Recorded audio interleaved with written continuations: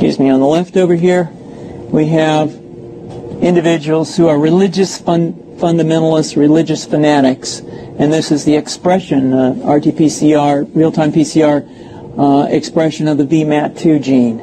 Over here, we have individuals. So let me complete. So over here, we have individuals who are not particularly fundamentalist, not particularly religious, and you can see there's a much reduced expression of this particular gene, the VMAT2 gene.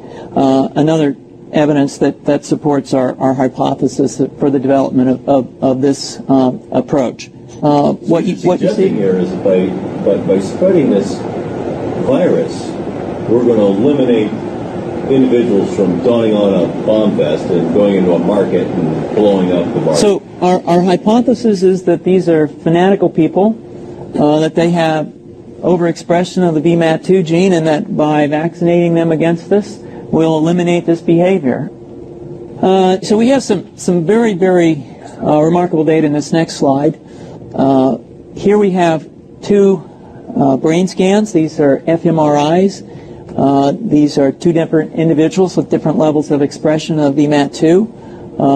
On top is an individual who's a religious fanatic, an individual, and we've repeated this numerous times, that has high levels of VMAT2. Now, this individual down here who had low levels of the VMAT2 gene, this individual would self-describe as not particularly religious. In each case, these individuals were read a religious text. This individual lit up the right middle frontal gyrus, shown here, and that's a part of the brain that's associated with theory of mind. It's a part of the brain that has to do with intents and beliefs and desires. In marked contrast, here's an individual who would not particularly self-describe as religious, and when they're read a religious text, what you see is that this part of the brain called the anterior insula lights up. This is a part of the brain that's associated with disgust or displeasure on hearing something. Are you suggesting I take a CT scan with me when I'm evaluating people to determine whether to put a bullet in their head? So the data that I'm presenting here supports the concept that we're proposing, and I think that we would not propose to do CT scans or fMRIs on individuals out in the hinterlands of Afghanistan. The virus would immunize against this VMAT2 gene, and that would have the effect that you see here, which is it's essentially to turn a fanatic into a normal person. And we think that will have major effects in the Middle East.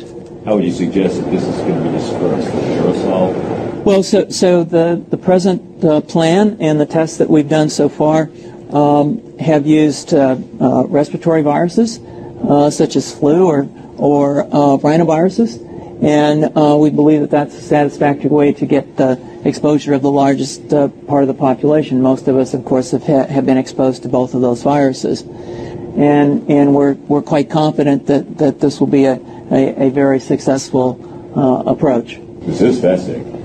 What's the name of this proposal? Yeah, so the name of this project is FunVax, which is the vaccine for religious fundamentalism. And you have a proposal already? The proposal has just been submitted, and I think that the data that I have shown you today would support the development of this project, and we think it has great promise.